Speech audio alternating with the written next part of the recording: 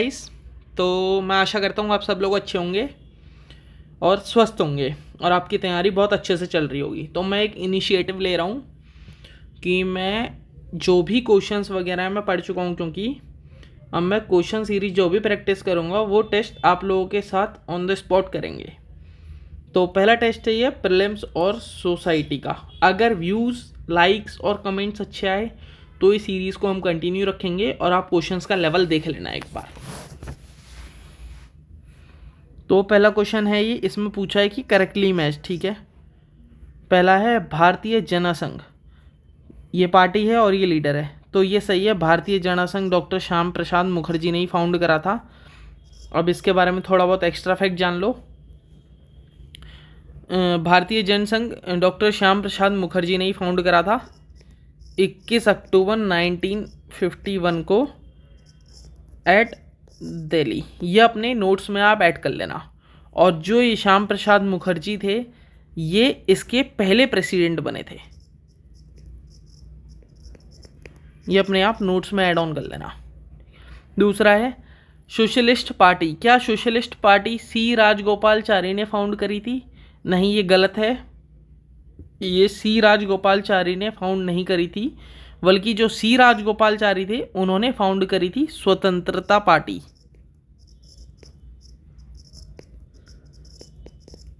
स्वतंत्रता पार्टी कब फाउंड करी थी? 1959 में, ठीक है, तो ये गलत है। सोशलिस्ट पार्टी कांग्रेस के ही व्यू था, इसको एक जने ने फाउंड नहीं करा है। इसके में अगर नाम देखोगे तो मल्टीपल नेम्स आते हैं। अब देखो, कांग्रेस फॉर डेमोक्रेसी, ये जगजीवन राम ने ही फाउंड करा था, ये सही है, ठीक है। इसकी मुझे एग्जैक्ट डेट याद नहीं है कब फाउंड करा था, 1977 अराउंड में फाउंड करा था, इतना याद है। स्वतंत्रता पार्टी यहाँ पे आपको मैंने बता दिया था सी राजगोपालचारी ने फाउंड करी थी, ठीक है, समझ गए आप? ठीक है। इसमें आपके कौन सा सही हुआ? तो आपके दो सही हैं, तो ये रहा आपका आंसर सही।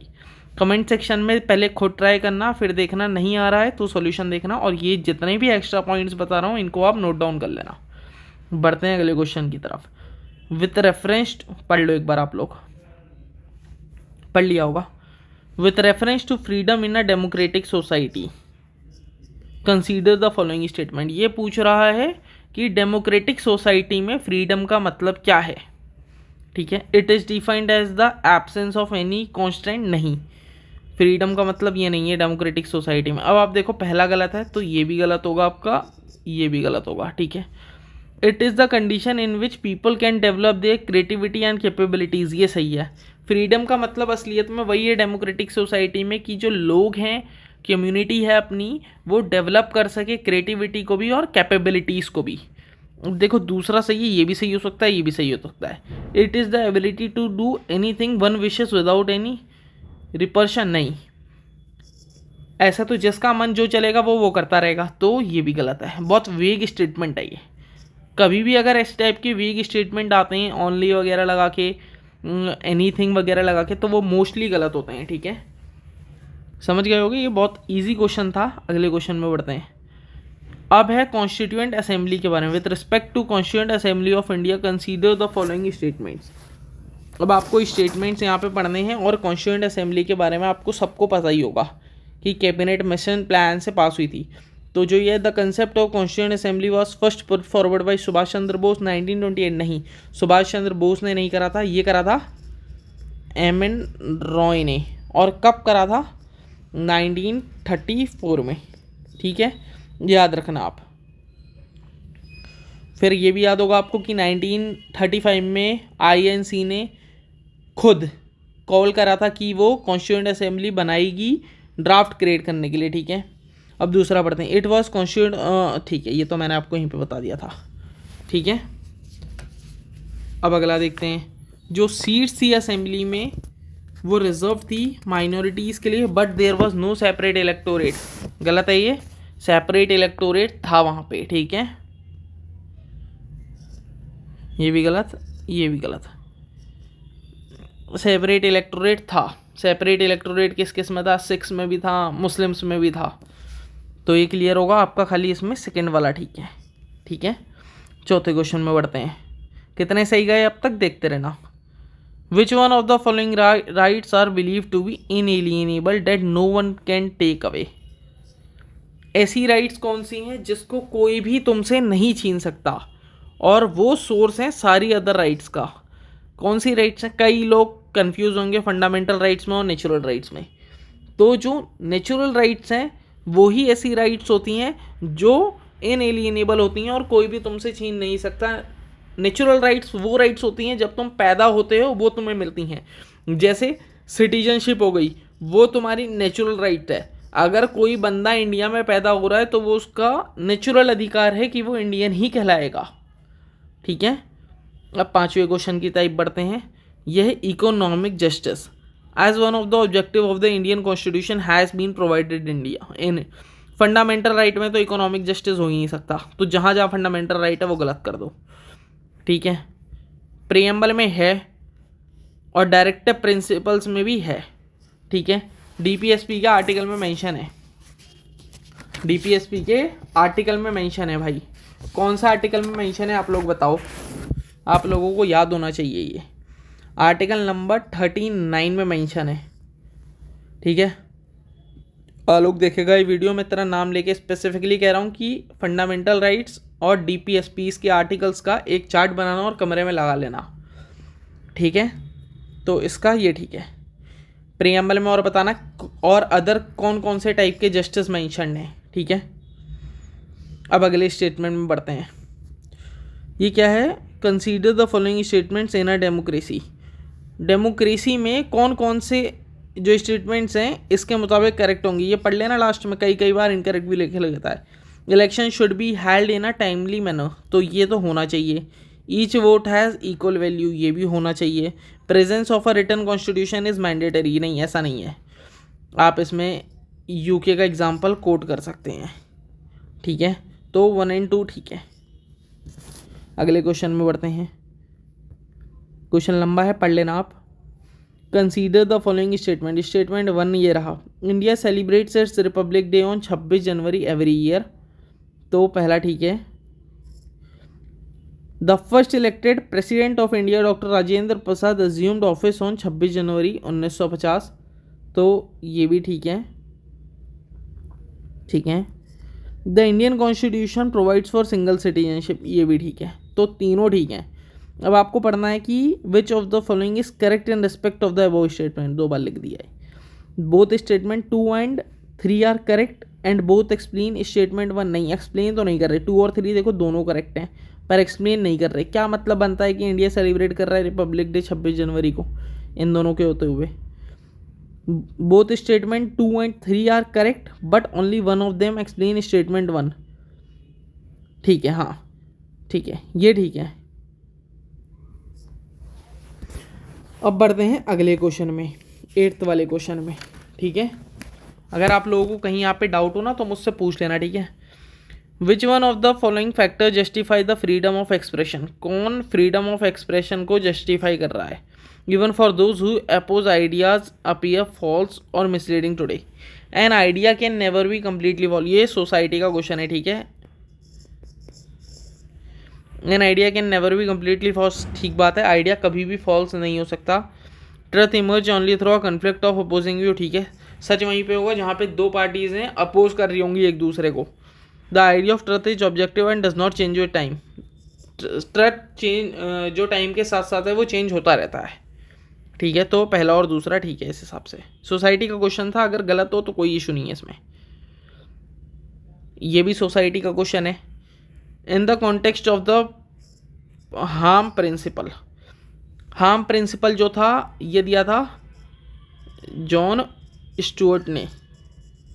ठीक है, अब ये क्या बोलता है कि ये कहता है कि अगर कहीं पे कॉन्स्ट्रेंट्स हैं तो वो एक्ट करते हैं फ्रीडम की तरह।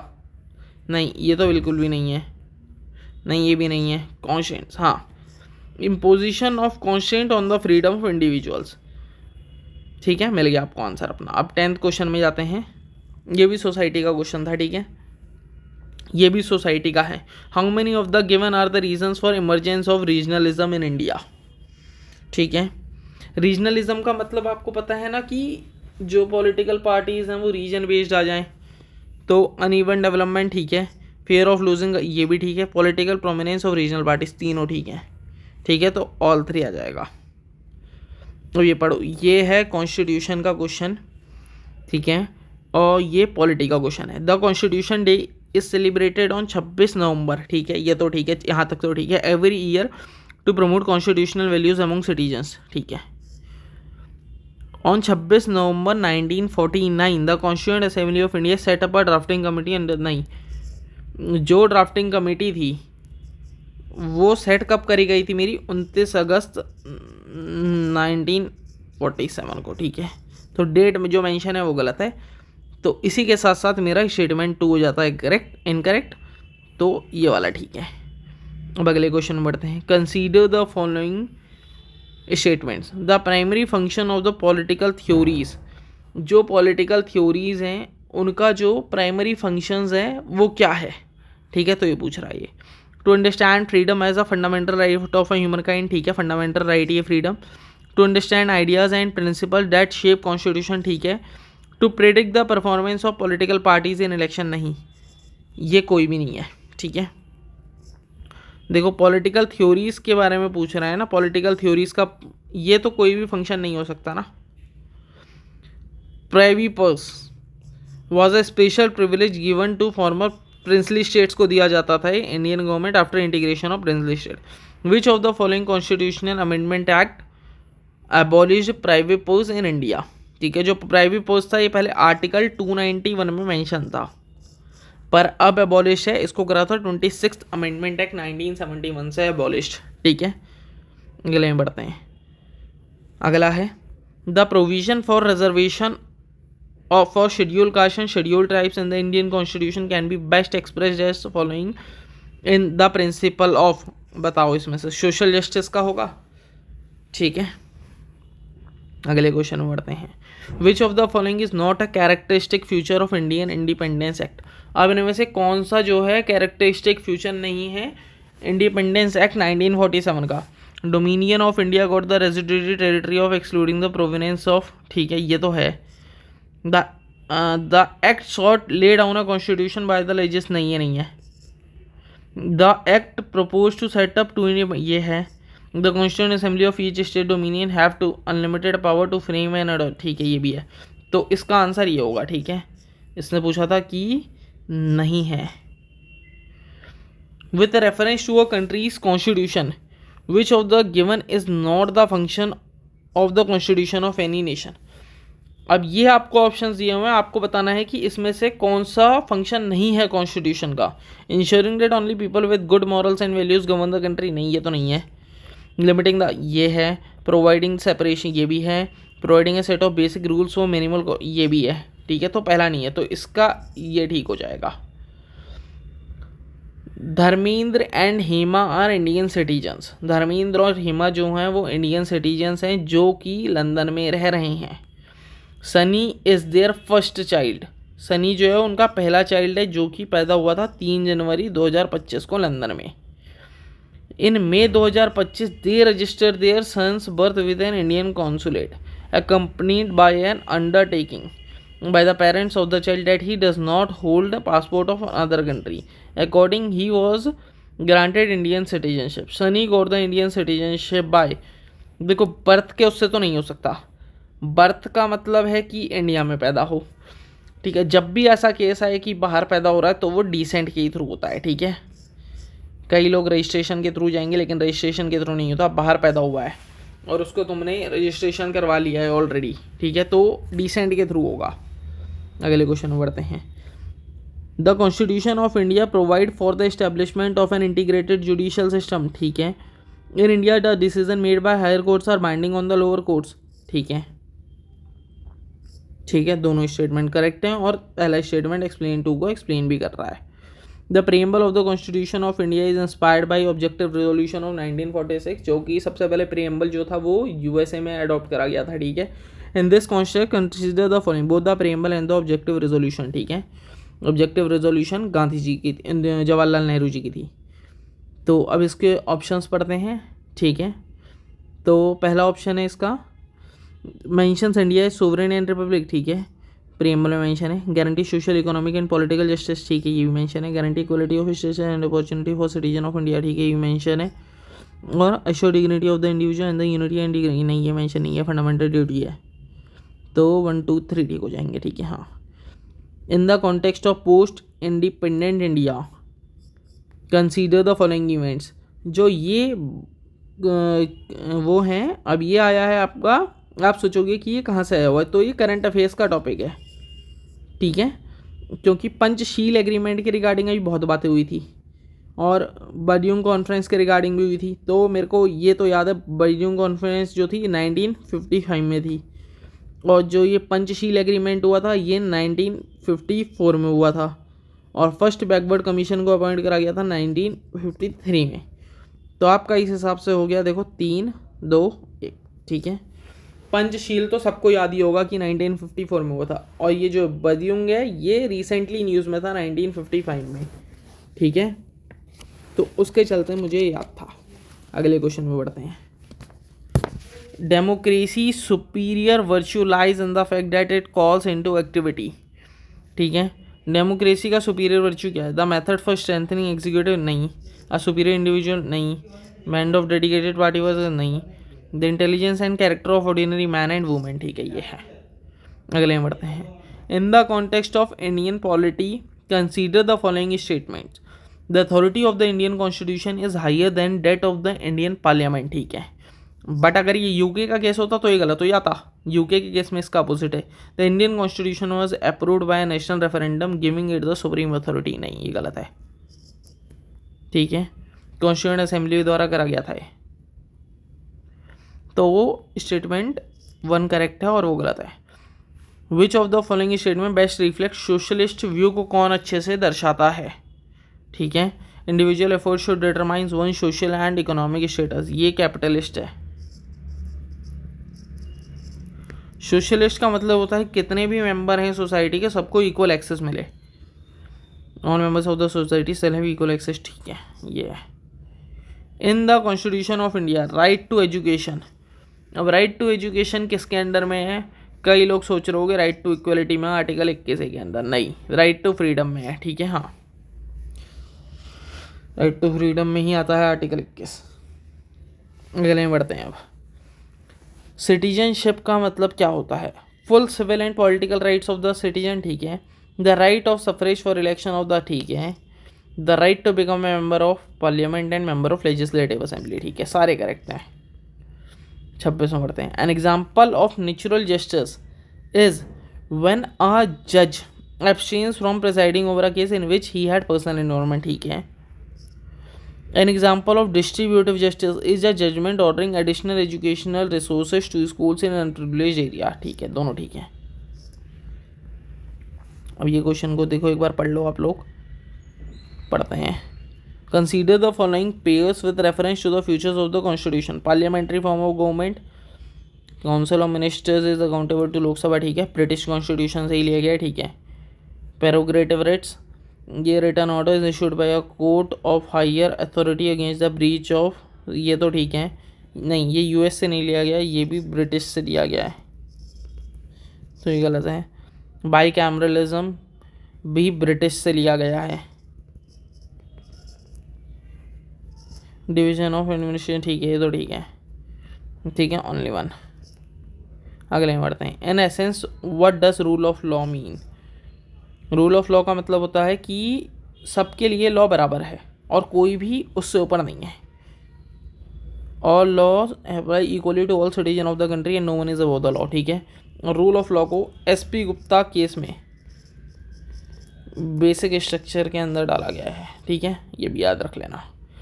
विच of the following are correct regarding affirmative action? Affirmative action का मतलब होता है कि हम किसी को रिजर्वेशन दे रहे हैं, ठीक है, कि वो हमारे इक्वल आ सके, ठीक है। अब पढ़ो इसके बारे में। It seeks to promote equality through positive discrimination favouring, ठीक है। It is based on the idea that formal equality by law is not enough to, ठीक है।